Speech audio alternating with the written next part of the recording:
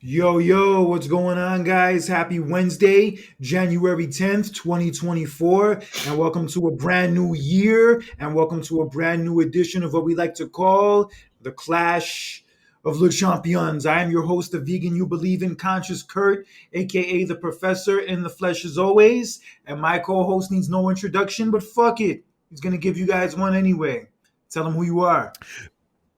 That's right, ladies and gentlemen. This is tag team partner Jonathan Randall, the adventurer himself, the foodie, the life of the party himself, ladies and gentlemen. And you can follow our podcast on both of our social media platforms on Instagram at champs.clash, Twitter, the champs clash. Okay, Kurt the Professor. That's a new nickname. Okay, I like that. But that's right, ladies and gentlemen. Welcome to our very first episode of 2024. It's been a while. Kurt had just got back from his trip from New Jersey. How was your trip? My trip was great, bro. I planned the trip thinking I was going to be going to New York and New Jersey and me back and forth, but I really spent 80% of my trip in New Jersey and New Brunswick. And I have to say, I didn't really miss the city that much. As weird as that sounds, I mean, you're literally right by. I mean, think about it. Like you're in New Jersey. You're literally just right by New York. You're not that far. yeah, like where I was staying was like an hour train ride from the city, from Penn Station. Hmm. But the thing was, where I was staying in New Brunswick, I was staying with my best friends and their older brother. He has an apartment above a restaurant that he owns. I stayed with them in the apartment, and right below was the restaurant where I ate for free, drank for free, and yeah, I had the whole hookup. A block away, there was a dispensary. A block away, there was like another supermarket where I could get snacks, like a 3 minute walk to the train station that takes you to the city. Yeah, I literally had everything I needed in that whole New Brunswick area. I didn't even need to go to the city like that. That's what's up, man. But I'm glad you had fun. I'm glad you're back, and I'm glad we're back to doing what we do because a lot has happened since 2024 started. Yes, a lot has happened. And one of the biggest things that has happened since the last time we spoke to you guys was the day one edition of Raw that took place on January 1st in John Randall's neck of the woods, San Diego. I'm sure he was bummed he couldn't That's go to that right. show. I know, man. Oh, damn. Caught me by surprise. I didn't realize we are going to be in San Diego though. But it's always put out good shows out there. But man, that was a bummer, man. And was really bummed after what went down later that night. But Kurt, go ahead. Yes, we'll get into that part, but Triple H teased several days before that maybe or maybe not a former WWE champion would be showing up on the show. And that had a lot of people speculating on who that might be because it did come out that same day that Andrade was going to be finishing up with AEW. And also there was rumors that Mercedes Moné might be the person to show up. But the former WWE champion that showed up was none other than Jinder Mahal. Right. Did not expect that. Yeah, I'm sure that had people fucking in awe and jumping for joy and satisfied with that surprise. I'm sure they felt all of that. I know you were. I knew you were. That's Kurt's favorite WWE champion. Just kidding. Just kidding. But no. What a tease because everybody was hyped up and wondering who was going to be. And as soon as Jinder Mahal's music plays, you should have saw the look on everybody's faces. Just like what? That's just. It's just funny when you tease fans like that. But yeah, Mm. Jinder Mahal shows up, pretty much cuts a promo, shaming America and just going on and on and on. And yeah, we never heard that kind of promo before. Huh. Yeah, going on and on. And honestly, when Jinder Mahal came out, I knew something was up. I knew it was going to be somebody else. And from a little picture I saw earlier in the day confirming a certain someone was close to the area, I had a feeling who was going to show up and interrupt Jinder's promo. And I turned out to be right, as the person who did interrupt Jinder's promo was in fact the former WWE champion, and that one man was The Rock. Right. And the pop that he got just went through the roof. And as small as that arena is, because it is a pretty small arena, I've been there, but it got loud. No matter how big or small the arena is, that place will get loud for The Rock Oh yeah, it was electric, bro. or It was any electric. big name superstar. Yeah, very. At the same time, it kind of didn't surprise me. It really surprised me that he was there in a way because I mean, it was the day of New Year's Day, right? And if anybody doesn't know, The Rock was in Pasadena earlier that day for ESPN for the Rose Bowl. So that's only about like what a couple hour drive from San Diego. So you make that quick 2 hour drive down south to San Diego. It wasn't really a surprise to me. So Drive, bro. The dude has a jet. Jet, my bad, Jet. He could have drive Jet. Jet's even quicker time. Yeah, still though, he wasn't that far from San Diego. He was, just 2 hours up north from in Pasadena for the Rose Bowl. So And yeah, and honestly, when I saw the picture of him from that earlier that day, I'm like, yeah, maybe it's The Rock was going to be that former champion who shows up. And I was right. So yeah, The Rock comes out to a huge pop. And believe it or not, this was The Rock's first appearance on Raw in 8 years. damn. The last time The Rock appeared on Raw was the night after the 2016 Royal Rumble. But yes, The Rock came out. He cut a promo on Jinder, kind of like very similar to the one he did to Austin Theory a few months ago. But the one funny Yeah. line I did like from the promo was when he was saying, if you were one of The Rock's movies, you would be Baywatch. Yo, that shit was mad funny, son. And Jinder Mahal saying, "I never seen Baywatch." He's like, yeah, don't worry, nobody did. Yeah, I always heard the worst things about that movie, and even The Rock himself has admitted that it's not good.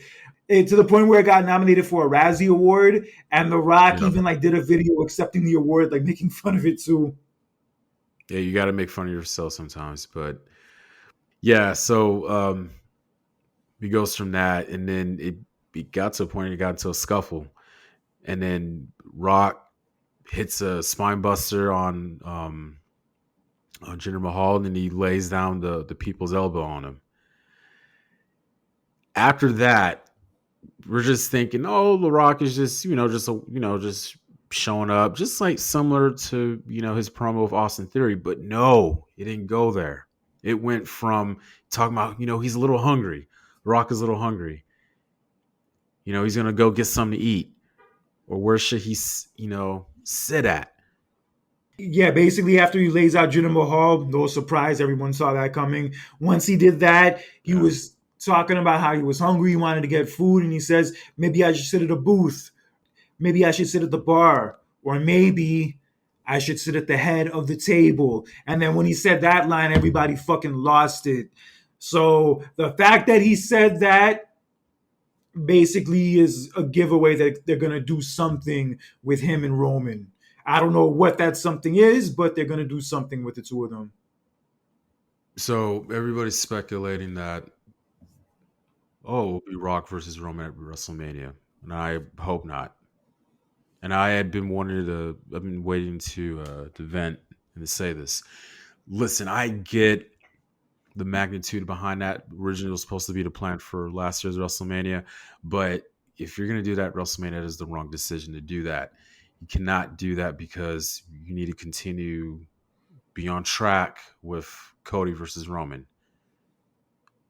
The whole finishing the storyline that you're supposed to finish.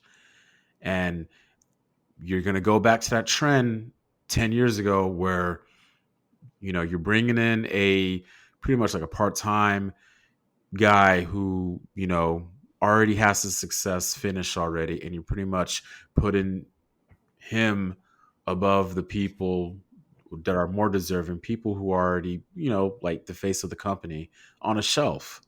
So you can't be doing that. You can't be making that mistake again, regardless of how much attention or revenue you're going to bring to WrestleMania. It's not the right decision. So me personally, I think that you should do Rock versus Roman at Elimination Chamber. That's one of the rumors I've been hearing. Yeah, I agree with you. I personally do not want to see this match at WrestleMania. If they do it at Elimination Chamber, that's fine. But I feel like we've done a good job in recent times of getting away from the whole relying on part-timers for WrestleMania, for SummerSlam, and for the big events and all that. I feel like we've done a good job of getting away from that recently. So I do not want them to go back to that now. And if they were to go back to that now, especially with the year Cody's had, even despite losing at WrestleMania last year, it would be a huge, huge fumble. And one more thing, if God forbid they end up doing Roman and Rock at WrestleMania, that will prove that them having Roman beat Cody last year was a mistake. That will just prove it. Thank you. Thank you. And it just shows that how they're just kind of like being lazy just to have Roman to extend his title streak so he can surpass Hogan. And fuck out of it's here with that overkill. bullshit. Fuck out of here with that shit. It's overkill. It's overkill. Completely overkill. And you can't be doing that. And you can't be putting, again, you can't go back to that trend. I know they haven't done it in a while, but you can't go to that trend where you're burying your top talent, your current talent that are very more deserving right now. And it's 50-50 right now. There's just people, oh yeah, they should do Rock versus Roman at WrestleMania. No, dude, no. And like you said, Kurt, that was a good point what you made. Like, if they were to do Rock versus Roman at WrestleMania, that clearly shows you what they did last year at Mania was a huge mistake. Yeah, and like I said, as much as I didn't like what they did at the end of WrestleMania last year, if they could right the wrong of it this year and have the right payoff, then you can let it go. Then you could say, okay, it was worth it. It made sense. But if they were just to do this bullshit, no, bro, no. They already have Roman and Cody as a ready-made story that people want to see, that people are invested in, that people are into. So if it's not broken, do not try to fix it. I know The Rock is a big star. The Rock is one of the greatest of all time. He's in my personal top 5. I love The Rock to death, no doubt about it. But The Rock is 51 years old. The Rock hasn't wrestled a full match in 11 years. Even back then, The Rock was part-time. And I know Roman's part-time now pretty much also. But Cody's in his prime. The people are behind Cody. They want to see Cody win. Do not deviate from that just to do one big match with The Rock when The Rock's not even going to be there after that big match. Right. Just bottom line is that don't make the same mistakes that you've been doing in the past. Like I said, everybody loves The Rock. I love The Rock. You don't have to do this just for one big payoff just to get huge, attention and ratings for it when you already have a set made storyline that pretty much has been going on for a year. Don't cut that off just because you're trying to bring some part-time guy.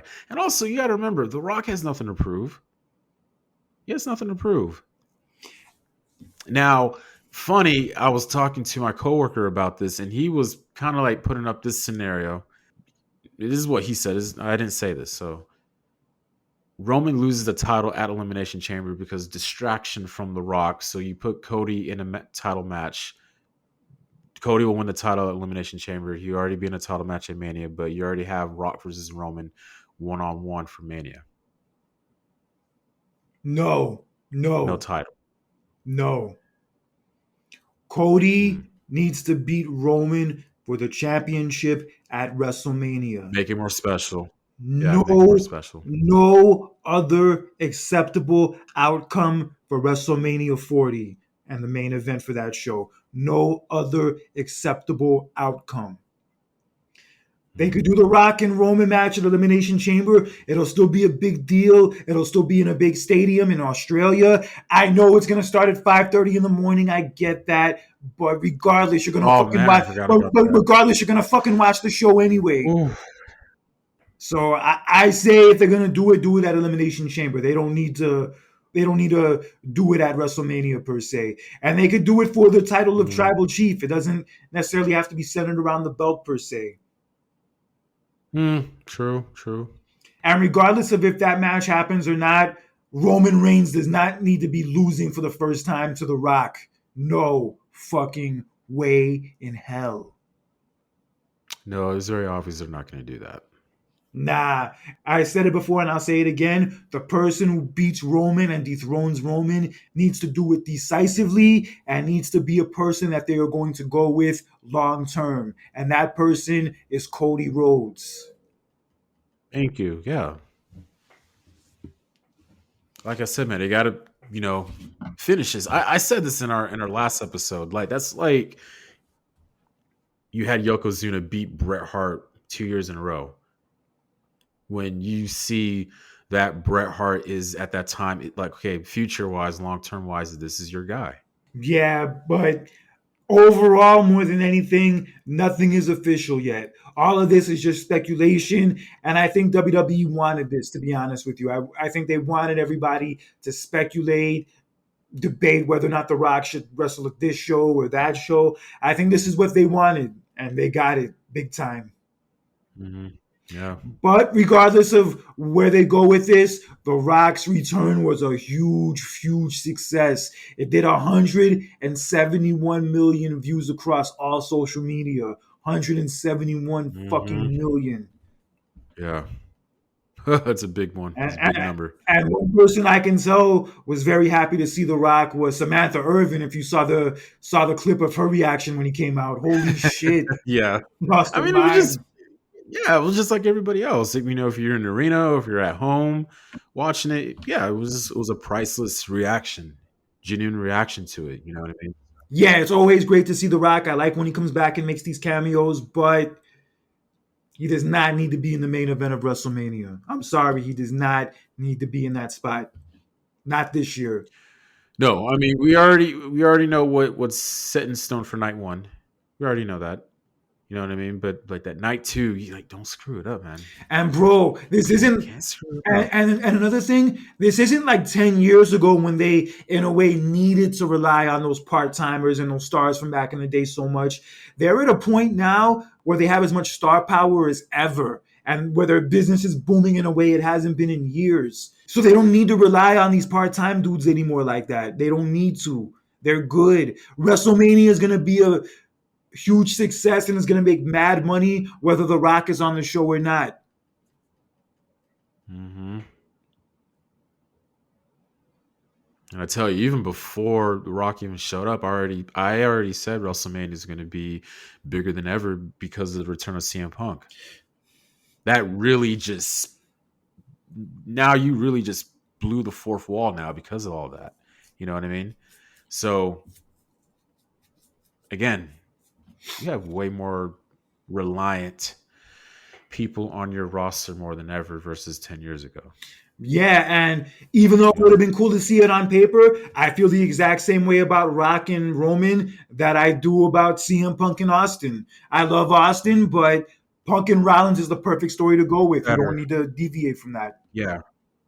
Yeah, I don't know why people were bringing Punk versus Austin. I felt like I don't know how would you go around that, especially after what happened at Survivor Series. We could go on and on about that. Everybody knows about that. So why would you deviate that? Why would you go from you know what happened? Seth Rollins' reaction to let's go to Punk and Austin. Like you can't be doing that, man. Let's throw a part timer in there. I don't know why people like to have that imaginary mindset. Everybody's like that for some reason. Always trying to what if they like come on, like you can't be dude. I know O'Shea No. Jackson Jr. was very vocal about this, saying how Rock and Roman has to be a WrestleMania match. And I get where they're coming from, but No. not this year, bro. I Not love this O'Shea year. Jackson. I love that guy. I really do, man. But no, man. No. Like I said, there's a lot of people out there are pushing for a Rock versus Roman main event at WrestleMania. No, they had the opportunity to do that last year. It didn't work out. You went with Cody versus Roman, and now because of that silly ending that you did, you got to continue it and you got to make up for it. Yeah, you So definitely got to make up for it. yeah. Now here's something that just hit my mind. Now let's just say if Cody did win at WrestleMania last year, right? Now if that were to happen, now I'm full on okay with, you could definitely do Rock versus Roman this year at WrestleMania. I would have been okay with it. But because of what happened last year, no, dude, you got to make up for it. You can't just leave that and delay it for like another year or however much longer. You got to finish it at WrestleMania this year. We waited almost a fucking Yeah. full year for this. We're this close. Mhm. WWE, do not mess this up. In addition to The Rock being on the day one edition of Raw, it was a pretty noteworthy show as Becky Lynch and Nia Jax had a very good match to open the show. Actually, I was very impressed with this match. I love the feud and all that. I love the storyline. I thought they would probably do it at a pay per view, maybe, but no, they had it on Raw. You know that's fine on day one. But surprisingly, yeah, Nia Jax got the win.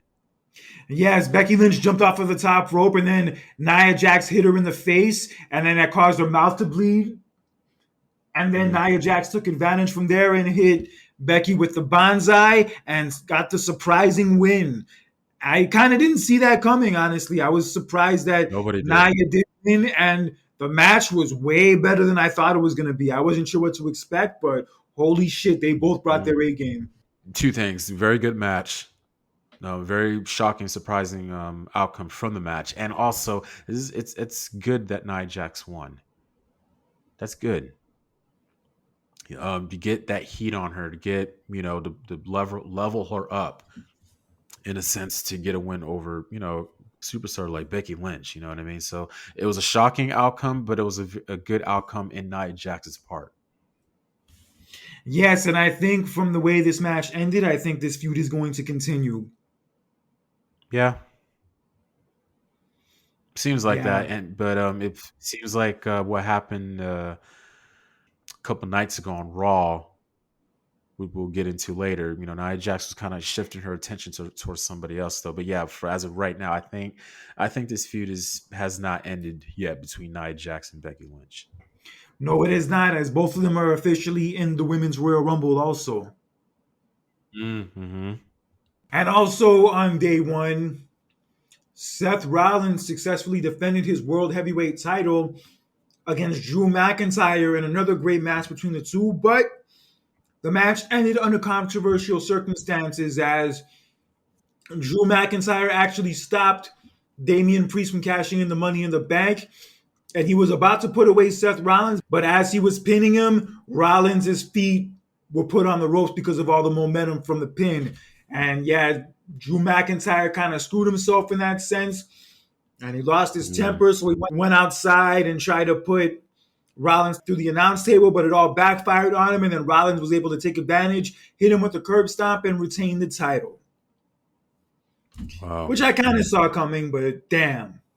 So close. Oh, so close. Oh, so close. no cigar. Damn. Yeah, so the day one Raw was pretty much kind of like a mini pay-per-view in a sense. That's kind of the vibe I got from it. Yeah, I see. I feel it. I feel like Raw's been getting better now. Yeah, for the most part, Raw's been very consistent. Yes, it has been. Mm-hmm. Yeah, that's what I'm saying, man. Raw needs to come here to Vegas so I could go. Sheesh. Waiting. And also, several nights later on SmackDown, we had the New Year's Revolution edition of it, where we had several things established for the Royal Rumble, as Kevin Owens beat Santos Escobar in the finals of the number one contenders tournament, and now he will face the douchebag fuck Logan Paul at the Royal Rumble for the title. Oh my god, I'm telling you right now, bro. Two things. So Logan Paul was at ringside at the announce table watching the match, right? Yeah. I understand they're in Vancouver. I know it was cold up there in Canada, okay? But could we just check out the jacket that Logan Paul was wearing? He looked like Rocky. It looked like the same jacket that Rocky was wearing in Rocky 4 when he was in Russia. Oh shit. If you get the reference, you get the, they look alike, but I'm just saying, but still though. So after the match, I'm telling you right now, it's just I'm telling you, Logan Paul's doing a damn good job as a heel. But one of the things that I just caught on, it was so funny. So after the match, he pretty much talks about how a Canadian winning the United States champion, a Canadian pretty much shaming him. Oh, because I'm the U.S. champion, you're Canadian. How can you? But one of the funniest things that he ever said is like, that's like he ripped off the Vancouver Canucks, saying how like that's like the Vancouver Canucks winning a Stanley Cup, and I laughed so hard. I laughed so hard because they never won a Stanley Cup. I laugh so hard at his poor education because there's been multiple Canadians who have been U.S. champion. Yeah, I know, but I'm just saying. Well, I mean, if you're a hockey fan, just like I am, it's like he was pretty much saying him winning the U.S. title is like the Vancouver Canucks winning the cup. The Canucks never won the cup. That was the joke, and I laughed so hard. Oh my God, I even my girlfriend was like looking at me, was like, "What's so funny?" Never mind, you just don't get it. But it was hilarious though, and I just like that was, and they were in Vancouver, so he was. Look, we can say all we want about Logan Paul and all this stuff though, but like that heat he's putting on himself is just perfect. You have to do that. I love it, and I'm actually looking forward to this match. So it was announced that it will be Logan Paul versus Kevin Owens for the U.S. title at the Royal Rumble. Yes, and the segment ended with Logan Paul continuing to talk his shit at Kevin Owens, and Kevin Owens responded by knocking Logan Paul in the face with his hand that had a cast on it. Oh. That's what I like to see. Logan Paul getting knocked on his ass. As much as we like to see that, I mean, it's not going to happen. He's going to retain the title. We'll get into that, like a week down the road when we do our prediction show, because we already know that we said this before that Logan Paul with that title is going to put a lot of attention on it, and it has. Yeah, and it's funny, he hasn't defended the title at all since he won it, and that was like over 2 months ago. Yeah, I know, but he's gonna defend it now. I mean, I don't know. Like on a show, yeah, I get it. Pay-per-view wise, I mean, no, we didn't have no pay-per-view in December, so now is the right time. He will defend it at the Rumble, so everything is good. Yeah, I'm looking forward to it. It should be fun. And other news on the New Year's Revolution edition of SmackDown, we had the reappearance of the Authors of Pain, who are now going to be joining forces with Karrion Kross and Scarlett, also along with Paul Ellering, who's back too. Yeah, that was a surprising, man. So like, how did it all started? Because Bobby Lashley and the Street Profits are in the ring cutting a promo, right? I believe Lashley announced that he was entering the Royal Rumble too, correct? Yes. Yeah. So that happens, and the next thing you know, Karrion Kross and Charlotte appear, and then Arthur's of Pain, who I have not seen in what 4 years? Give or take. Yeah, give or take. Yeah. I was like, damn, I thought these guys were long gone. I mean, damn, like they were in a stable with Seth Rollins. I love that, but I don't know what the hell happened with that. They just cut that off, and I felt bad because I loved them as a tag team. But yeah, Arthur's of Pain show up. They attack the Street Profits and Bobby Lashley, and I don't know what to call this stable, but by the looks of it, I'm kind of liking what they're doing. Also, mainly with Karrion Kross, because they're trying to push something, you know what I mean? Because stuff in the past has not been working, sadly, for Karrion Kross. And as much as a fan of him, things have not been working out. But I hope that what they're doing right now, I hope it works out. Yeah, I hope it does too. And I'm glad that the Authors of Pain are getting another chance. It's cool to see Paul Ellering again. And yeah, I really sincerely hope for all their sake that it does work. Yeah, man. And also in a solid match, Io Sky retained the women's title against Mi Chin. And afterwards, as her and Damage Control were celebrating, they were interrupted by Bianca Belair as she announced that she will also be entering the Women's Royal Rumble. And so she's going to be in it. And also Bayley has been announced to be in the Royal Rumble too. Okay. And you, a while ago, you're kind of picking Bayley to win. Bayley is one of my picks to win the Women's Royal Rumble this year. Yes, she is. We'll see what's going to happen with that. Yeah, because I see them doing Io Sky and Bayley at WrestleMania. So a good way for them to build to that would be for Bayley to win the Royal Rumble. But we'll see what happens. We'll cross that bridge when we get to it. But Bayley and Bianca has been announced for this coming Friday on SmackDown. So that should be interesting. Those two always have good matches together. To the point where Bianca's even said that Bailey's one of her favorite opponents. Oh, interesting. That's good. Yeah, besides Becky Lynch, she said Becky and Bailey are her two favorite opponents. Nice, nice. Yes, and in the main event, we had a triple threat to decide the number one contender for Roman Reigns' championship at the Royal Rumble. And the match was That's going right. along well. It was a solid match. But then Roman Reigns and the Bloodline had to come and interfere and screw everything up. So they laid out LA Knight, they laid out AJ Styles, they laid out Randy Orton, and that caused the match to be stopped. And then Roman was standing tall, acting like he was on top of the world because he devoured all of his competition. Now, since there was no winner, he has no opponent, or so he thought. As this Uh, celebration is going on, Nick Aldis is standing there ringside with Paul Heyman, and he says, when Roman finishes celebrating, tell him congratulations, because now he's going to face all three of these guys at the Royal Rumble in a fatal four-way.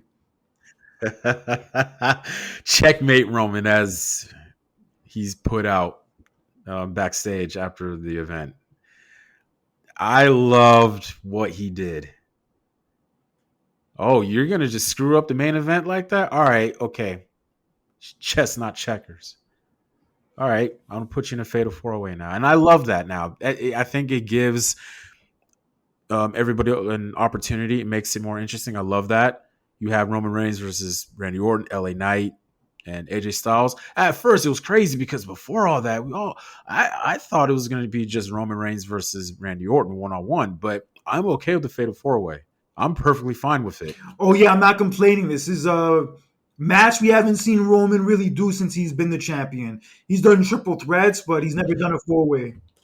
Yeah, and it's been a while since we actually saw a Fatal 4-way match for the world title. Yeah, it has been a minute, but I'm looking forward to this. I think it should be fun. We all know what the outcome's going to be, although some people are Mhm. saying another outcome might happen, which would be fucking stupid.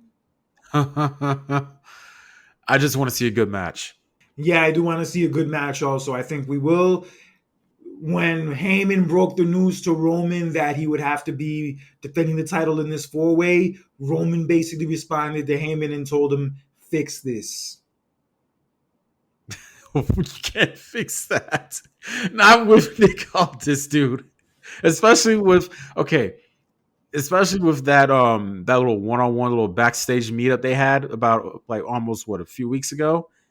Dude, he's no. Just stop. And I love him as a GM, by the way. I love how he's, he's not backing down from Roman. Just because you're the head of the table and you're the champ and all that stuff. Like, no, I'm the GM. I'm calling the shots. I'm running the show. So since you're gonna screw up my number one contender's main event that I had set for you at the Royal Rumble, like you said, checkmate, Roman. You just screwed yourself even more. Big time. Screwed himself big time. But Yeah. the Romans' only response to The Rock's statement about sitting at the table, at the head of the table, was a laugh. Yeah, laughing emoji. And you know what's funny? That night on SmackDown Revolution, I love that's the promo, the segment that Paul Heyman cut backstage. He made a reference to Taylor Swift. Yeah, he's like saying the two things that make you relevant nowadays are dating Taylor Swift and being mentioned by Roman Reigns. And Roman Reigns hasn't mentioned you. You can't sit at the table because you haven't even been invited to the dinner. Oh Yeah, so they're doing something man, with very these interesting. two. I don't know what it is, but they're doing something with these two. Oh yeah, and you know the Rock is going to respond, so you gotta, yeah, we're on the lookout. We gotta wait and see what's going to happen. So Yeah, a lot of people were kind of clowning The Rock's promo on Jinder. Some people were kind of hating on it because of, how repetitive it kind of sounded. Like, especially if you compare it to the Austin Theory one from a few months ago. It's kind of like the same Rock shtick. mm, I get what people mean by that, but if he starts doing, promo segments with Roman, I think it'll be a lot different because they have some like real life stuff to draw on, and if they can draw on that, I think they'll definitely get something even better out of Rock than we've gotten out of him promo wise. I believe it. I believe it. You got to remember, it's just before that, it was just about him just showing up. You know what I mean, making an appearance. when you're cutting a segment or a promo, you have to have like what's your sales pitch in a way. So when they do this with Roman, this will be a different sales pitch. This is not just about him just showing up, and you're talking about what you're wanting, what you want to do, what the what, when, where, and how type of deal. You know what I mean? That typical journalism that you and me know, Kurt. Yes, So definitely. I'm looking forward to seeing what happens, at least promo wise, between the two. And even people were saying The Rock looked a little gassed when he did the people's elbow to Jinder in that segment. So if he's already having those issues with that, yeah, I heard that. if he's already having those issues with that, I then heard. how's like a 30-minute match with Roman going to turn out? You have to wait and see, man. And I know, like look, Rock goes to the gym, he works out, but there's a big difference between going to the gym and actually being conditioned in the wrestling ring. There's a big difference. Yeah, definitely, huge difference. But if they do the match, like I said, I hope they do it at Elimination Chamber. It'll still be great. Hopefully, The Rock can put on a good performance. I know it's been a minute, so hopefully he can still hang at that level. But we gotta wait and see. All Mm. of everything going on right now Yeah. involving him, Cody, Roman, all that going into Mania season. All of it is speculation. All of it up until we see something etched in stone is speculation. I can't wait for Royal Rumble, man. So I can't wait. Yes. And this past Monday on Raw, we found out another person who's going to be entering the Men's Royal Rumble. That is, as it'll be Drew McIntyre. It kind of Hmm. it kind of seemed like they were going to do him and Seth one more time at the Rumble for the title, but it looks like they're going to have him be in the Rumble match instead, which is cool, which is Yeah. fine. But Drew McIntyre's segment was interrupted by CM Punk. Oh, I love the pop. As soon as his music hit, that crowd went just nuts. I love that. Love that part. Ah, but go on. I'm sorry. I just Yeah, but Drew went on to cut one of the best promos I think he's ever cut. same thing with Seth Rollins, man. You know, you're with Punk, who just came back. You know, now it's like you're kind of like you're going back, attacking his past. Oh yeah, you were that guy. Oh, you left and you come back. It's that type of sales pitch, and I'm getting in those segments between the similarities when I see the promos that Drew and Seth did on Punk, talking about how like, oh, you were that locker room leader. I needed that leader, but I'm the leader now, kid. I was like, ooh, ooh, ooh. I was like, oh. Also, that line he said before that, where he was saying how, damn, Punk, I have to say congratulations. It's been over a month and you still haven't self destructed and left yet. Sheesh. All of us were making a bet to see when it would happen, but damn, bro, you made it already past a month. Wow. Yeah, it was a funny ass line. And then Punk was talking about how, since you looked at me as a leader, I looked at you as a leader, as someone who came back and got better. Now that's what I'm doing now. And now I'm going to go to WrestleMania and win the title just like you did. What's wrong with that? And then Drew goes on to say that when he ended up winning the title at Mania, he had to do it pretty much in front of no fans during an uncertain time. He had to be the leader for everyone during a time when everything was up in the air, when everything was all uncertain, everything was all over the place. But now this time around, he's going to win the Rumble and then get his WrestleMania moment, but only this time he's going to do it for himself. Strong words. Yes, and then Punk went on to say that the only person who's ever been standing in my way is myself, and I got out of my own way a long time ago. So you can't stop me from winning the Rumble. Seth can't stop me from winning the Rumble, and not even Cody can stop me from winning the Rumble. And he told Drew to end the promo from leader to leader because I'm such a nice guy. I'm going to throw you out last.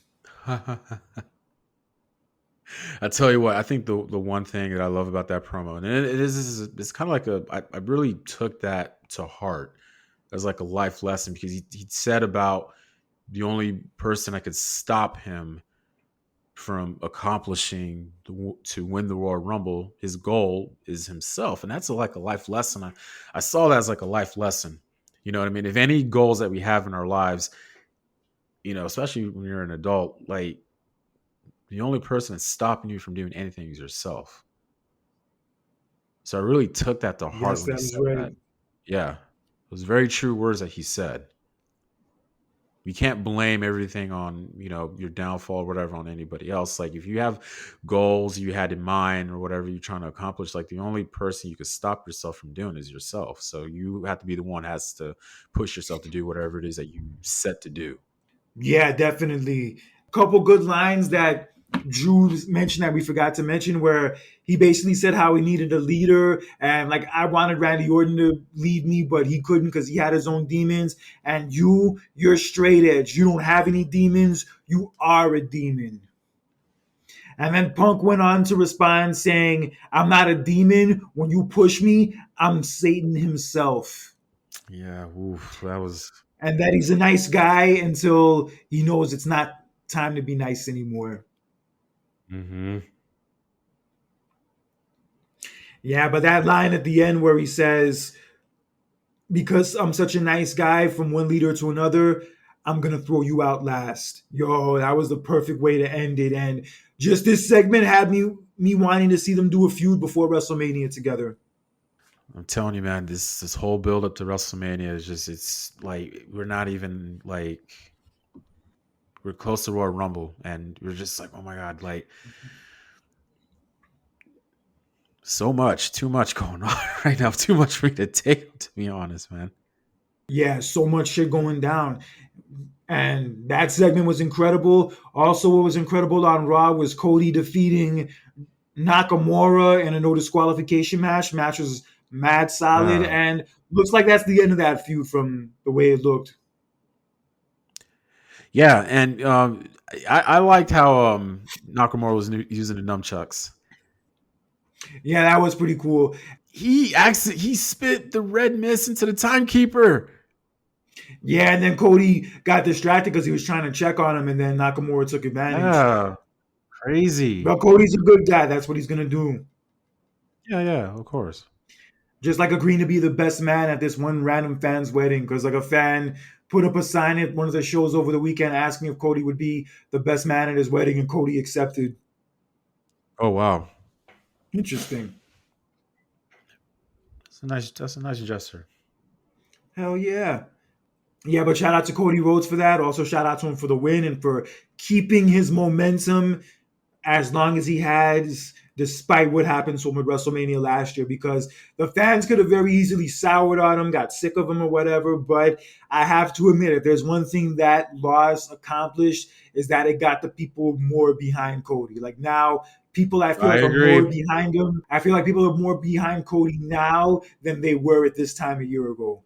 I agree. And like I said, man, like I said this before, like when he lost at WrestleMania last year, right? And then Lesnar got involved. I said to myself, "Oh my god, this is gonna be a long year. This is going to take forever." And bro, we're so close. We are so close. I know, and I just felt like, man, I don't think this is gonna work, and I was fearful that, like, man, they're not gonna be behind this guy. A part of me felt that, you know what I mean? Because, like, man, it's gonna be such a long year. Like, what are they gonna have him to do throughout this whole year? You know what I mean? But they kept him elevated. They kept the momentum. And yeah, like you said, more importantly, the fans still stuck behind him more than ever now. So, oh, we're finally into a new year. Just we're almost there. Like you said, we're almost there. Just continue to do what you're supposed to do. Finish the story. Yes, but we'll cross that bridge when we get to it. So yeah, Cody beat Shinsuke Nakamura in the main event. Also, we had a segment between Rhea Ripley and Nia Jax. And believe it or Yeah. not, with this segment, you would have thought Rhea Ripley was the babyface because she got a monster reaction, bro. Yeah, that Portland crowd was heavy behind Rhea Ripley, and I can see why. Beforehand, Nia Jax had announced that she had entered the Royal Rumble, and Rhea said, she said, if you do end up winning the Royal Rumble, you better keep my name out of your mouth. Oof. And then Nia Jax responded by talking about how she's going to run through all the competition in the Royal Rumble. She's going to win it, and that Rhea Ripley will be the champion that she chooses to face. Mm. Like I said, man. Look, I don't think the Nia Jackson Becky Lynch storyline is over, but like I said just earlier, she's shifting her attention to somebody else. winning the Royal Rumble and challenging Rhea Ripley. Now, when she had came back, who was the first person she attacked? Rhea Ripley. And I was like, do it. Matchup right now. Do it now. Because Rhea Ripley wasn't really defending the title as much and all that. And I was like, okay, perfect. This is what you need to do. So the fact that Nia Jax got that shocking victory over Becky, and now she's kind of like shifting her attention to Rhea Ripley. That's like, okay, I like this. They're trying to, elevate Nia Jax now, so this is good. Yeah, but I could see them doing that match at Elimination Chamber, Yeah. especially considering that it's going to be in Australia and the crowd's going to be heavy behind Rhea. So I feel like it's a good place for them to do that match because I feel like the Yeah. match at WrestleMania is going to be Rhea against Becky. I definitely see it being that. Mm-hmm. Because they haven't crossed paths really much in the last year. They've had like a few brief segments here and there, and they've been pretty much the two faces of the women's division ever since Mania last year, with especially with Becky in the second half of the year. So yeah, I think the two of them are on a collision course. So that's why I say either Becky or Bayley win the women's Royal Rumble for me. Got you. Yes, and also on Raw, we had a segment with Seth Rollins that was interrupted by Jinder Mahal once again. And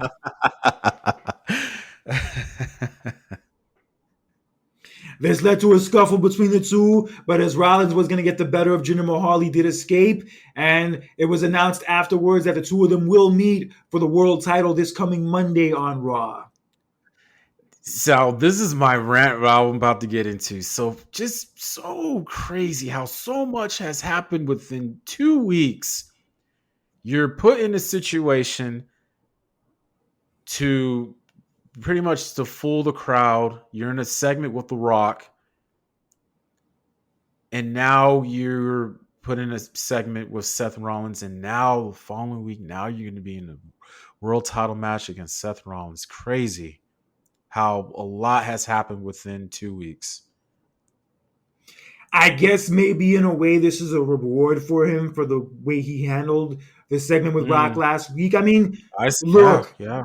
I wasn't a fan of Jinder Mahal's title reign. I'll be the first one to tell you that. It's nothing personal against him, but just the way they had him positioned for years, the way they treated him as if he was a joke, and then all of a sudden, out of nowhere, they make him the number one contender. Then he beats Randy Orton for the title, and then has a 6-month title reign. Bro, I was not buying it. I like the presentation they did with him, with the Singh brothers announcing him and the way he would come out, his whole entrance. That shit was all cool. But, bro, they did not need to put the WWE title on him. That shit did not need to happen. Okay. But regardless, though, he is a good heel, though. Yeah, I'll give him that. He's definitely good at his part. He definitely plays his part well. I will never deny that. Right. He is a good heel. And like I said, and I feel, I agree with you. I mean, I feel like he was rewarded how the way he handled himself. And it's just crazy how so much has changed within, 2 weeks, how like you just, you put in a situation with The Rock and, now with Rollins, and now you're awarded a title match. Now, remember, Seth Rollins originally we thought was going to have him face Drew at the Royal Rumble. Now, watch carefully on how this matchup between Jinder Mahal and Rollins ends, because if it goes sideways or anything like that, a disqualification, I wouldn't be surprised if they have a rematch at the Royal Rumble. Yeah, I could see that happening too. It's a strong possibility because now Rollins has nothing to do for the Rumble. And yeah, they're doing this Right. match on the Raw 2 weeks before. So yeah, they could definitely do some kind of disqualification or something. But I mean, Yeah. whatever. It's whatever. We don't expect Seth to lose the title right now anyway, so it's fine. No, of course not. But look, it's not about that. It's just like, look, I like to see people put in bigger opportunities. Like for example, like I was just thinking about this the other night. So crazy how last year at this time, LA Knight was in a silly match in a pitch black Mountain Dew match with Bray Wyatt, God rest his soul, rest in peace, right? And now a year later, now you're in a fatal 4-way for the title.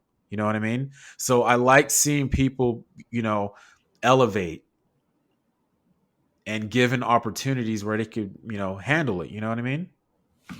Yeah, definitely. But we all know how this is ultimately gonna end. I But know. the biggest story wasn't necessarily Jinder Mahal being put in the title picture.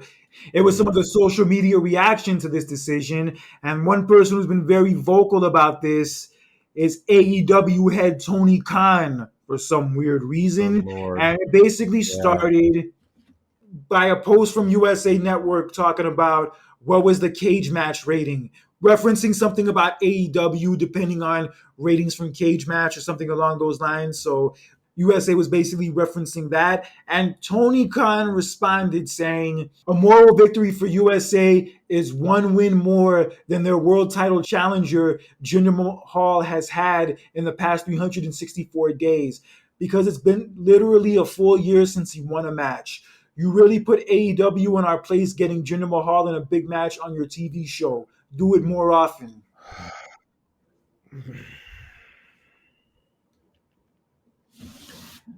Oh, and it doesn't stop there. It doesn't stop there. In this next tweet, he's kind of referencing the fact that Hook is going to be going against Samoa Joe for the AEW title. So this is what he was saying regarding that. A double standard. Hook, 28 and 1 career record on winning streak, calls out the champ. A logical challenge sparks outrage. Jinder has literally lost every single match he's in for the past year. Immediately gets title shot. Where is the rage? Hashtag AEW Dynamite tomorrow on TBS. Okay. So let's get one thing straight. These are the things that we kind of like picked at last year. Tony Khan kind of like needs to be more like a leader of a boss. And that means that it's more than just, more having like a backbone. But at the same time, you need to stay in your lane and not be worrying about what WWE is doing, like straight up, because you got problems of your own. You actually had problems of your own for what, a good year and a half now, with drama, with the not necessarily ratings, but also with fan attendance, inner organization stuff that you need to fix, and you over here worrying about what WWE is doing is just um not justifiable to me. Yeah, he just doesn't come off well on these tweets at all. And yeah, when you're a leader, another thing about being a leader is you have to keep your cool and you have to hold your head. And by going on these rants on social media and arguing with people about why you're better than WWE in this way, that way, and so, bro, that does not make you look like a strong leader. I'm sorry.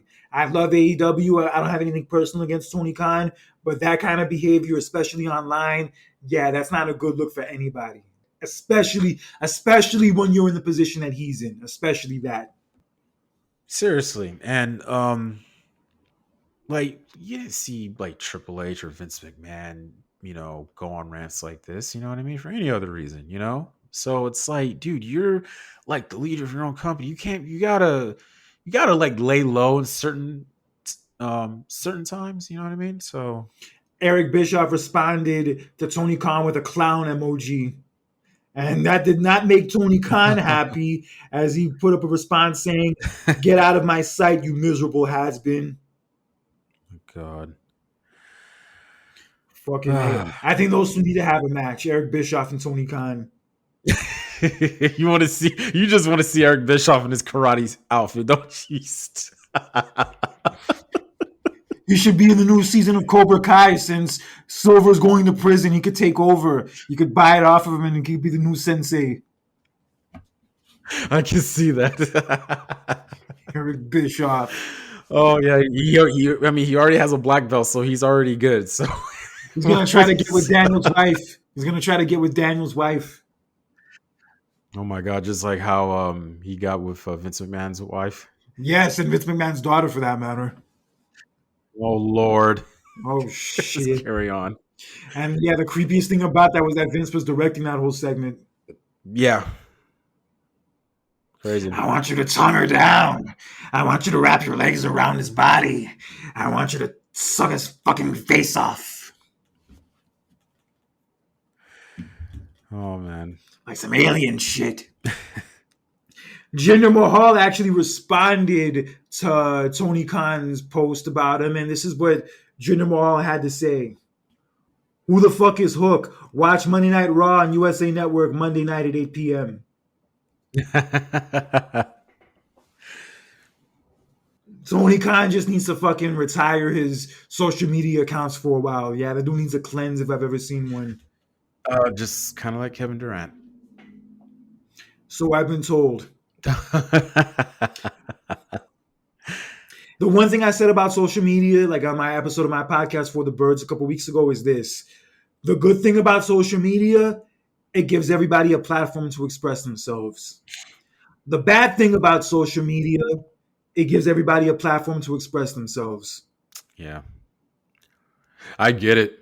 First Amendment rights, freedom of speech. You get that. You got to learn how to not say everything. You know what I mean? So Yeah, certain things you just don't need to share with everybody else. Certain things are okay to just keep to yeah. yourself. And look, when you're in a position like that, like, dude, you're not like some regular employee. You are like the CEO of your own company. You know what I mean? Like I said, Vince McMahon, Triple H didn't do that. You know what I mean? So that's like Adam Silver, you know, mouthing off to Roger Goodell on so like, what are you doing? You know what I mean? Yeah, like who cares? Who Like, what cares? are you doing? Know your kind of like know your place, dude. Like, don't look when you're in a certain position, you have to represent yourself very well in a different way. Not even just yourself. When you're the leader of a company and you represent a whole bunch Yeah, of you're other representing the people, company because you're the leader, right? like how are they going to follow that kind of lead when you have a meltdown, have a tantrum over every little thing on social media? How are people supposed to look at that Mhm. as an example? Right. They're looking at you, dude. And it's funny how we bring that up. Matt Riddle came out and talked about since his release, he talked about it. Does he have any animosity towards WWE? He doesn't. He respected the fact on what they needed to do. He took responsibility for what he did, but he did look back at the fact that hey, he did had a good run. He did had a good time, especially with Randy Orton. But there were no hard feelings. He understood that they're looking, everywhere you go, like they're looking at you. You're representing a company. You got to be mindful of what you're doing, what you're saying. Yeah, he said that basically that when you're in WWE, every little thing you do is put under a microscope. And whether you do something wrong or not, perception is everything. And if they perceive something a certain way, they're going to go with that. So he basically said, like, he gets it, but no Mm, hard feelings. It's all good. But also, another thing that was interesting that he yeah. opened up about was the fact that he was supposed to win the Royal Rumble 2 years ago in 2022. But then when Bobby Lashley beat Brock for the title, Brock then decided that he was going to win the Royal Rumble and he didn't want to do business with anybody, according to him. And nobody stood up to him, not even him. Interesting. Very interesting. They were gonna have him win the Royal Rumble at first. Wow. I kind of did hear something about that at the time, but looks like there was something to that. Yeah, and from this story, it pretty much goes to show you that Brock Lesnar legit just does whatever he wants. I wonder what role, what plans they're gonna have for him because it's kind of obvious that he's gonna be part of WrestleMania this year. So I'm kind of curious what they're gonna do with him. It could be anything. I have no idea, but we'll see what happens. And we all don't have the nicest things to say about that Royal Rumble. It turned out the way it did. Definitely will go down as one of the worst ones in history. But damn, I guess that further explains maybe one of the reasons why it turned out the way that it did. Yeah. That and all the stuff with Shane McMahon that was coming out at the time. And also, Riddle opened up about the fact that he was supposed to win the Money in the Bank that same year in July, but then a few hours before the show, Vince decided to have Austin Theory win it instead. That's crazy. So a lot of opportunities that was supposed to be for him, but they ended up going to Plan B. Yeah, I mean, The Royal Rumble one I kind of get because I figured they were going to go with Roman and Brock that year anyway. But yeah, the Money in the Bank maybe would have been good to put it on him. But in hindsight, he ended up not being around for that much longer anyway. True. I mean, what they did with Austin Theory sucked, obviously. But even with him, like after that feud with Rollins, he wasn't really doing much else after that. No. Kind of sucks that Orton was hurt at the time. You know what I mean? So Yeah, maybe that would have swayed him down the right path. But hopefully he's in a better place now. Hopefully he's cleaned up his act a little bit and yeah. he stays on that right path. Do you see him going to AEW? I think he's in MLW now, from what I saw. I think he's going to be there for a while. Oh, I see. I see. One person who won't be in AEW anymore is Andrade, as it came out the day of the World's End pay-per-view a couple weeks ago that was going to be his last night in the company, and he was finishing up. And he ultimately did lose that night to Miro, and he officially put out a statement a little while afterwards talking about the fact that he was indeed going to be leaving AEW, and he thanked Tony Khan, and he thanked several members of the roster, such as Will Hobbs, Ricky Starks, Orange Cassidy, Darby Allin, Taz, Tony Schiavone, yeah, a bunch of people he thanked. So, yeah, it looks like Andrade's done with AEW and he could be back in WWE possibly by the end of the month. Yeah, confirmed. Very confirmed. So I'm happy to hear that. Yeah, classy statement that he put out. I'm happy that he at least did that. But it makes sense for him to go back to WWE. His wife's there, or at least not right now, but she's still there. And he probably didn't want to leave in the first place, but they just weren't using him. They weren't doing shit with him. So what was he supposed to do? I mean, could you? I mean, could you look back and say that he had a very somewhat of a good run in AEW? It was cool. It had its moments, but overall, like I can't say it was really that much better than his WWE run. Oh no, like you said, when he comes back, man, I'm just like, man, let's see what they're gonna do with this. So, and I like his run. His run in WWE was pretty good too, though. But now with Triple H in charge now, yeah, it's definitely it'll get better. It will be better. He had his greatest success under Triple H in NXT when he was the NXT champion, and he had Zelina with him. Yeah, he was on fire during that period. Yeah. Yeah, and speaking of which, Charlotte did have her surgery last week, and she put up a long Oh, statement yeah, I saw talking that. about the recovery process and what she's dealing with right now. And yeah, I hope Mhm. she gets back on her feet a lot sooner than later. I really feel for her right now. I really do. Yeah, I saw that. I'm glad the surgery went well. That's good. So now you gotta start your rehab. So let's hopefully goes on track and everything turns out well for her. Yeah, definitely. But since Charlotte will be out for the foreseeable future, it has been opening up speculations that Mercedes Moné may be making her way back to WWE. And we did talk about it a few weeks ago that there were reports coming out that she was asking for money more than the money that Charlotte Flair was making. And since we last spoke to you guys, there have been other reports coming out that the deal between the two of them fell apart because of the whole money talks and that WWE didn't want to match her offer. And the most recent report is that she's more than likely going to sign with AEW. Yeah, I was hearing this back and forth, like, oh, like where she's gonna land. I'm just like, well, what the hell's going on? And so apparently, okay, so she's gonna sign with AEW. That's the most recent report, but higher ups in WWE apparently aren't ruling out completely that she'll come back.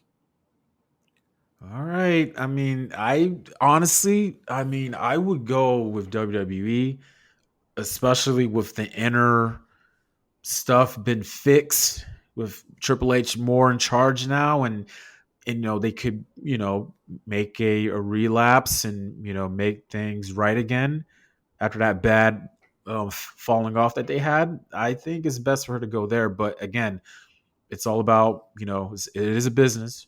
It's all negotiations. Money plays a huge part. So, I don't know how true this is, but they were saying that she was offered 25 million for 5 years by AEW.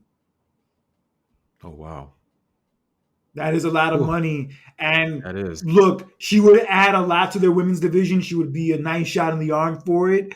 But Hmm. I just don't think that she's enough to like really turn the luck around for the company as a whole. It would be a great pickup for them, don't get me wrong, but I don't think that would be enough of a pickup to like fix their problems. Yeah. Yeah, because they could sign all the big time free agents that they want, but until they fix their internal issues, then they're gonna just keep having the same problems. We're gonna keep hearing shit about some crazy ass backstage fight or backstage altercation that happened at an AEW show, or Tony Khan having a meltdown on social media, or Brian Danielson having to hand out fines for people's behavior on social media, all this shit. Yeah, like until they can fix those issues, it does not matter what free agent they land, even if it is Mercedes Moné. Yep. I agree. But I do think that WWE would be the best place for her. If she would Yeah. want to go back, if she would get the money that she wants, that would be the best place for her, especially right now with the product being as hot as it's been, and now with new leadership as opposed to the leadership that was around the last time she was there. So, yeah, like it would be a perfect place for her. And also considering that Charlotte's going to be out for a while, so that leaves a huge void in the roster, huge, gigantic void that she could fill easily. Fills it. Fills it. And like I said, I mean, WWE is more been around longer. They revenue wise, I mean, they do make more money than AEW. Goes without saying. Yeah, like they could counter that offer and offer her more than what AEW is offering. So, like I said, it's all about negotiation. But that was a story that came out that the deal fell apart because they didn't want to pay her that much. That she was asking for more money than Uh, Charlotte, but apparently maybe they didn't want to pay her that much money. uh, uh. I don't know. She has become a bigger deal ever since she left, though. I will say that much. Oh hell yeah! Oh, of course.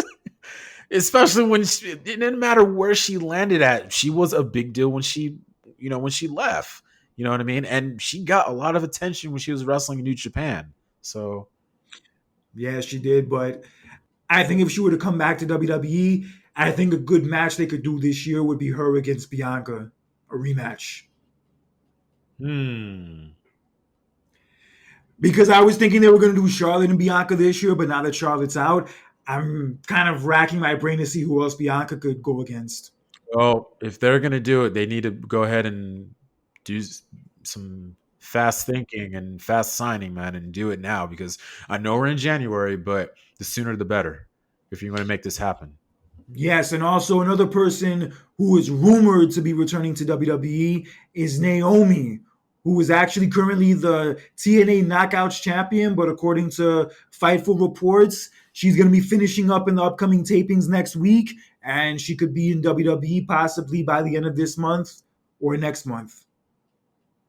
That's crazy because actually TNA is here in Vegas this weekend. Actually, Yeah, so if we end up seeing her drop the titles within the next week or so, then that's pretty much a dead giveaway that she's probably on her way back there. okay. I think if that were to happen, if that happened, right? You really would think that will really like lead Sasha Banks to come back to WWE? Like she sees, okay, Naomi came back. If they work things out, now I could be like, okay, I'll come back. You know, I could definitely see that. That could definitely be a big thing that would sway her to that's go like a back there. sign, right?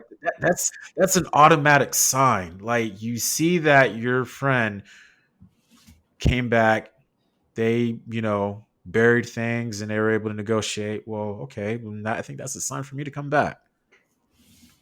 Yeah, maybe she will. It's very possible, but it'll be great to have Naomi back too. It'll be better. I think it'll be better for her because her husband's there. A lot of her close friends are there.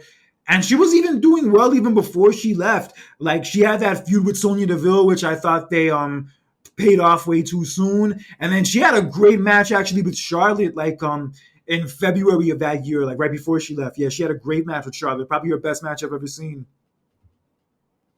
Yeah, so it'd be great if they both came back because I know like they didn't leave on the best of terms, but things have changed a lot since then. WWE's in a Oh much yeah, different oh yeah. leadership, and I'm not saying it would be perfect, but I don't think they would have those same problems if they were to go back. No, absolutely not. Because remember, it's all about the inside the organization. Things have changed since then. So like I said, higher ups, the head of the snake, head of the table. No pun intended. But yeah, when that changes, everything else changes. So. Yes, and one of those changes actually happened very recently as longtime WWE executive producer Kevin Dunn recently stepped down from his position over New Year's weekend after being with the company for more than 3 decades. I know a lot of people were happy. Is he responsible with all that silly, 3D graphics that they be doing? I believe he is. Yes, I believe he was. Yeah, so look, I mean back then, I don't I mean he did a good job, but like just I think that's the one knock that he did that I did not like. So with him gone, hopefully that changes because like look, I don't like seeing that. The whole like 3D graphics and I thought that's silly. I don't want to see that no more. Well, that's only one reason why people are happy that he's gone. There's been reports for years about like the way he would talk to people, the way he would communicate, and also the fact that he just doesn't like wrestling. For the fact that he like works as an executive producer on a wrestling show, he just hates wrestling, like the actual art of wrestling. He hates it. Damn, and he's been working with them for 3 decades. Yeah, it's one thing like him and Vince had in common in a sense is that they both had the mentality that like, yo, this isn't wrestling, this is entertainment. But I think in a way he was probably worse with that mentality than Vince was. Well, was it the money that was keeping him there, or what? I just find that very utterly confusing. He was Vince's right hand man for decades, just like Bruce Pritchard, just like John Laurinaitis. He was one of Vince's right hand men I for know, all those years, I and know. pretty much Vince let him run production the way he wanted to. Like Vince would never really like dictate to him or like tell him what to do or whatever. He was kind of given free range. But now with this whole Endeavor merger and with Vince being kind of pushed out of power a little bit, that's kind of what's contributed to him stepping down. Hmm, I see that. Yeah, because the main story that came out is that since the merger with Endeavor, they've been making cuts to his production team and also making changes to production without like notifying him about it first. So that wasn't something he was happy with. And apparently he had been kind of planning this for months to leave. And basically, as soon as Vince stepped down last year, that was kind of like the beginning of the end. But now it's official. Hmm. Okay. They wanted him to stay on, like, through Royal Rumble and WrestleMania season, but he wasn't having it. So he just wanted to get out ASAP. Okay. And how old is he? He's probably like in his 60s, 70s. Probably not too much far off from Vince's age. Okay. Yeah, I mean that is that retirement age. So Yeah, and I think I talked about this on the show before. That once Triple H and Stephanie got into power and Vince was kind of removed from power, that Kevin Dunn's days were probably numbered. And lo and behold. I see. Right. Right. Yeah, because there were stories for years that Triple H and Stephanie were not fans of that guy. They were not fans of his. Wow. And yeah, like Jim Cornette, I've heard tell stories about how he didn't like Kevin Dunn and the way he would talk to him and talk to other people. And also, John Moxley even said in his book, I think he specifically said in his book, "Fuck Kevin Dunn." Wow. And I think he was one of those people who said that Becky Lynch shouldn't be like a featured act on the show because she's not pretty enough. Get the fuck out of here. Fuck out of my face. Ridiculous. I bet he couldn't even pull a girl half as pretty as Becky Lynch is. Motherfucker. Becky Lynch isn't pretty. All right, but anyway, whatever. I mean, I feel like just like John Laurinaitis and also Vince doesn't feel like he's going to be missed very much. No. I don't know if AEW is going to pick him up, but you never know. You never, ever, ever know. Nope. But the head of media and production for WWE is now going to be former ESPN executive Lee Fitting. Hmm. That's interesting. Yeah, we'll see what happens from there. We'll see how much WWE's production and the presentation of their show changes going forward. It does seem like it's pretty good so far with what they were doing with Raw last week. I remember like Michael Cole and Wade Barrett like announcing the show from the start of it in the ring as opposed to at the table. So that's a sign of things to come. I'm down for it. Really? Yeah, kind of like a announcement of the show firsthand before they got to the table. Yeah, they did it that way. I see. Huh. Yeah, it was pretty cool. Like if that's a sign of things to come for like changes they're gonna be making, yo, I'm up for it. Is that kind of similar how like back in the day, like remember how like what was it, like 90s when you saw like Vince and Jerry Lawler, they'll be like standing up holding their microphones, like, hey, welcome to our show, type of deal. Yeah, kind of like that, but instead of like standing at ringside, they were standing actually in the ring. Oh, okay. Oh, right. Okay, that is different. Hmm. Yeah, so that was pretty cool to see. So hopefully, if that's a sign of things to come, of some changes they're gonna be making now, I'm down for it. Okay. Hmm. So all of Vince's old cronies are getting pushed out left and right. Only one left, I think, is really Bruce Pritchard, but I think he's gonna stay on. I like him. Yeah, he serves his purpose, but create. I think he ran one of the shows creatively. I think the one after Survivor Series, that Raw, there was a noticeable difference in the show compared to when Triple H is in charge of it. Hmm. Okay. Because he has more of a Vince McMahon mind as opposed to the kind of mind Triple H does. Yeah, obviously. Yeah, but it is what it is. But since we did last speak to you, AEW did have a pay per view called World's End that actually took place in Long Island, New York. I could have actually maybe gone to that show, but I decided not to.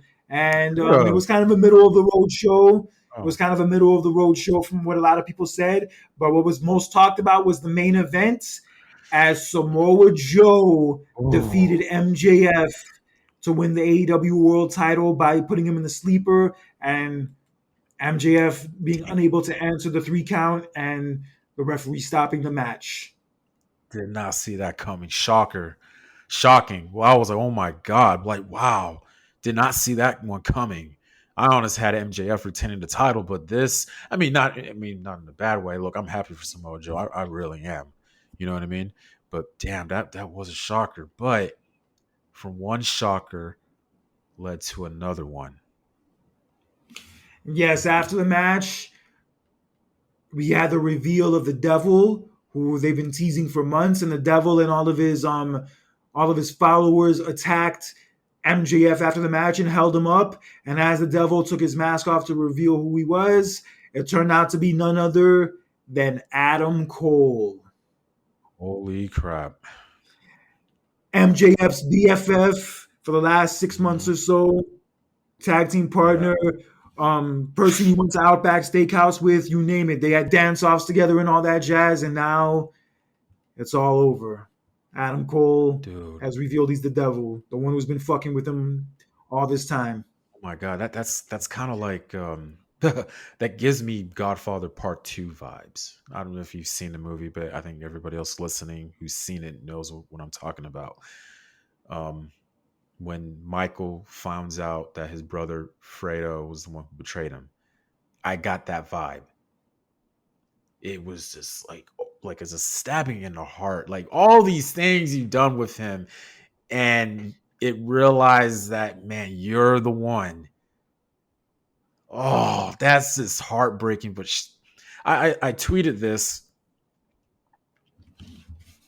Samoa Joe winning the AEW title is a shocker, but Adam Cole revealing himself as the devil, that I don't know. Like I could say that that's probably like the biggest shocker of 2023. I mean, it was a shocking way to end the year, but damn, oh, ooh, speechless.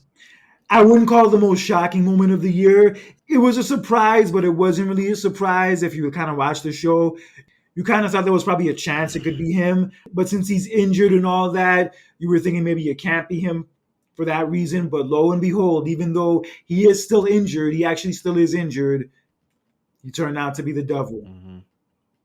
But the thing is, even with this reveal, they're not going to be able to do the payoff for it for a while because, for one, Adam Cole is still hurt, and for number two, MJF is really hurt. He actually went into this match with a lot of injuries, including a torn labrum and also a hip injury. So as a result of all this, he's going to be taking time off, and I'm not sure even when he's going to be back. Yeah, and how long was Adam Cole supposed to be gone? Adam Cole was supposed to be out for at least 6 months, and he's only been out for like not even half of that yet.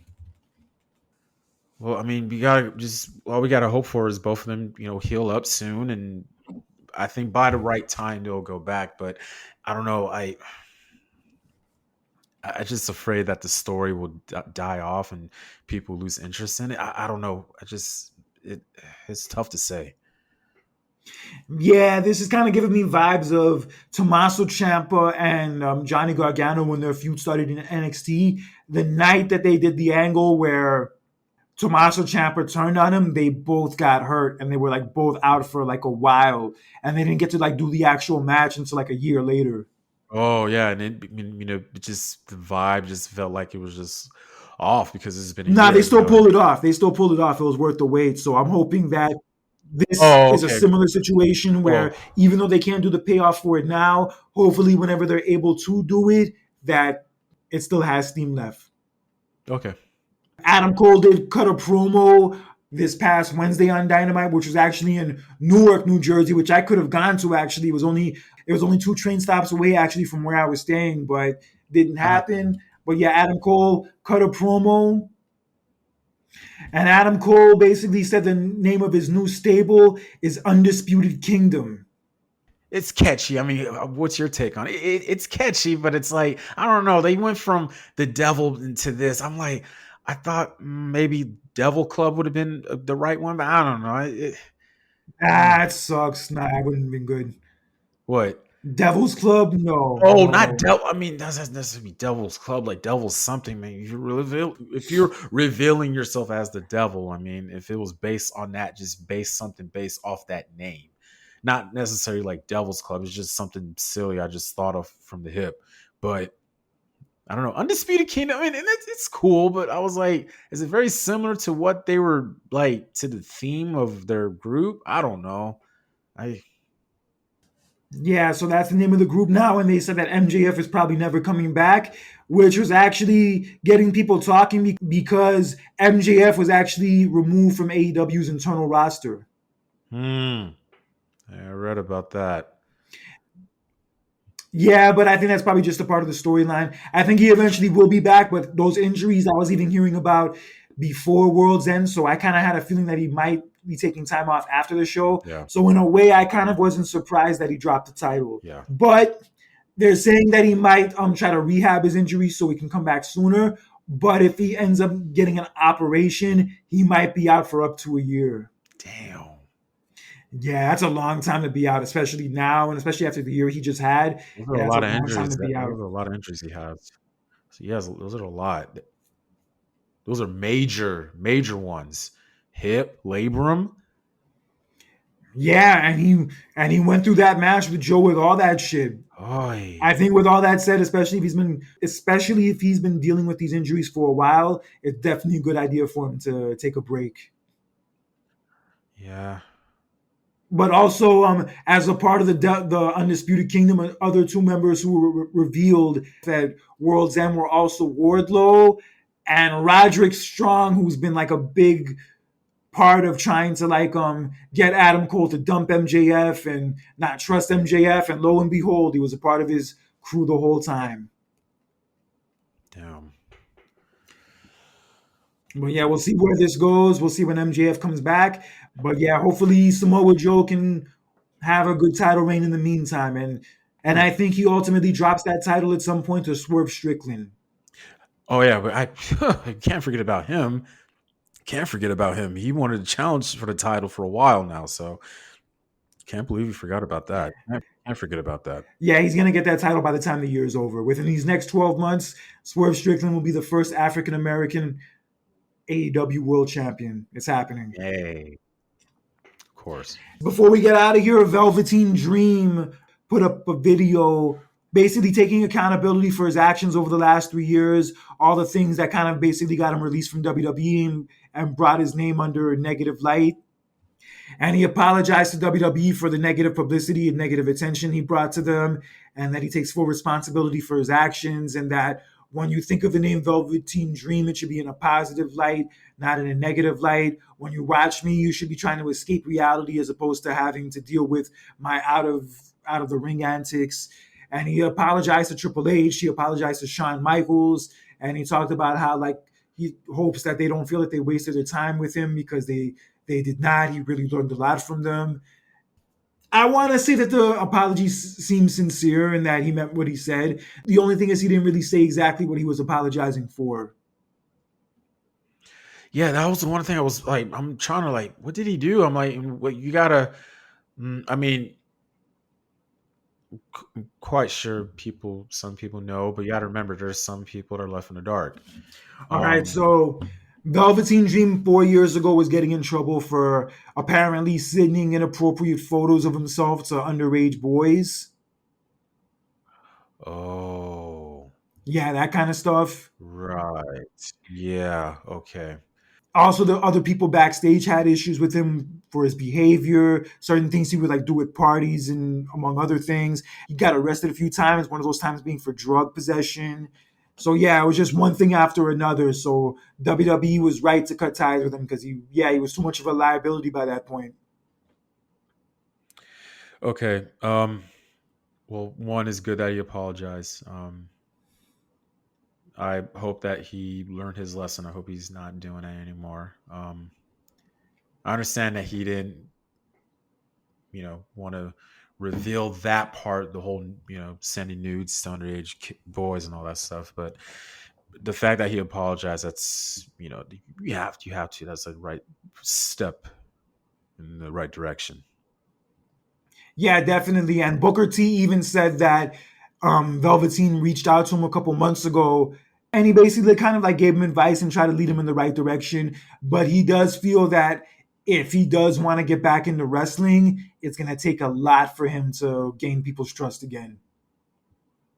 Yeah. Oh yeah. Of course. I mean, that's with anybody, man.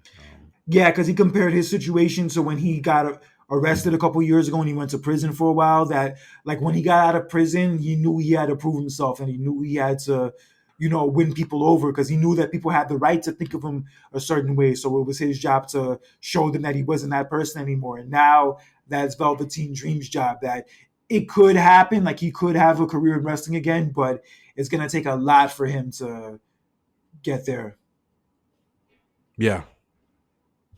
And so your actions are going to have to prove otherwise, and how you're handling it and show that you change. So, Yeah, ultimately, Velveteen said he was the prime example of when success and potential meets immaturity. yeah, don't mix together. Don't. Yeah, and I was hearing stories back then about like his attitude backstage and his behavior and how everybody didn't like him. Yeah, because I heard like this story of like a party at someone's house and he was like putting a camera at the toilet to like watch everybody pee or something. Yeah, Mm, like weird shit like that. yeah, that's weird. That's very weird, but Yeah. I just hope that sincerely he meant what he said and that sincerely he has changed and he's not that kind of person anymore. And whether he ends up back in wrestling or not again, that he has a good quality of his life going forward. Because he's still a young guy. Like his life isn't over yet. He could still do something else and have success. I don't know if that's going to How, be wrestling or how old is not, he? but How he old can is he? still have a good life. How old is he? He's like not even 30. I think he's like 28. Oh, okay. Yeah, yeah. I mean, like I said, man, like the fact that you apologize and all that stuff. I mean, we got to move on, apologize, and what can I do to better to make up for it? So you already did the first step. So we just curious what will be the second step from now. So you have to wait and watch and see what happens from there. Yes, we will. We'll see how it goes. And I was hearing that WWE is going to be doing like an all month long 40-year celebration of Hulkamania. Since this month is the 40-year anniversary of when Hogan first won the title from Iron Sheik. Fucking A, son, it's 40 years. Fucking Gee. 40 years since. That crazy night at the Garden when he won the title for the first time. Sheesh. I mean, we have a love-hate relationship with Hogan. I know a lot of us have kind of soured on him over the years, but regardless of those feelings, he still is a big reason a lot of us became fans to begin with. And he was a big part of a lot of our childhoods. And for better or worse, he is one of those faces of wrestling and one of those people who made wrestling as mainstream as it became. Well, I agree. Yeah, you don't have to be a fan of the dude, you don't have to like him, but in that regard, you have to give him his flowers. You have to. Yeah, especially for his accomplishments, man. You got to remember, without him, this company, the WWE as a whole, wouldn't be elevated how it is. That's how it all started because of him. So, him winning that title 40 years ago in the Garden, that would change. It changed everything, and that led to WrestleMania and in wrestle's history. So, like you said, you got to give him his flowers for his accomplishments in the ring for the company itself. Yeah, that Hulkamania run in the 80s and then that NWO run in the 90s changed wrestling, revolutionized wrestling, and brought it to heights it had Hmm. never seen before. And Hulk Hogan was a huge component of both of those eras. I agree. Yes, but we'll get into more of our favorite Hogan moments and all that as the month goes on. But it's been great chopping it up with you, John. It's a crazy start to the year, and it's only a week and a half in. And bro, I cannot wait for the Royal Rumble. The Royal Rumble is gonna be some serious Same, shit. same. Oh my God, same. It can't come faster enough, man. But I'm excited for it. I haven't really. I don't recall I've ever been this excited beginning of a year in wrestling in a long time. So, and like I said, Royal Rumbles has always been my favorite pay per view behind WrestleMania because it's a new year, fresh start, unpredictable. So, I'm excited, man. Yes, we'll see how it goes. We'll see how the next few weeks go leading up to it. I may even be going to SmackDown next Friday at the State Farm Arena, and Roman's actually gonna be on that show. Go, better go to it. Yeah, I'm just a little bummed it's not a Raw show. There's no Judgment Day. There's no Cody. There's no Samantha Irvin announcing everybody. But I'm sure it'll still be a fun show regardless. Oh, of course, man. Things have changed, man. And for Also, no me, I Punk. just hope, yeah, that too. But for me, I'm really hoping and praying that Raw comes to Vegas soon, especially during this time leading up to Mania. So fingers crossed. And until next time, for John Randall, this is Conscious Kurt, aka the Professor, with another edition of the Clash of the Champions. Take care, God bless, and remember, don't be an asshole in real life or social media because that shit is for the It's for the birds. birds. Have a good one, guys. Take care. Good night, everybody.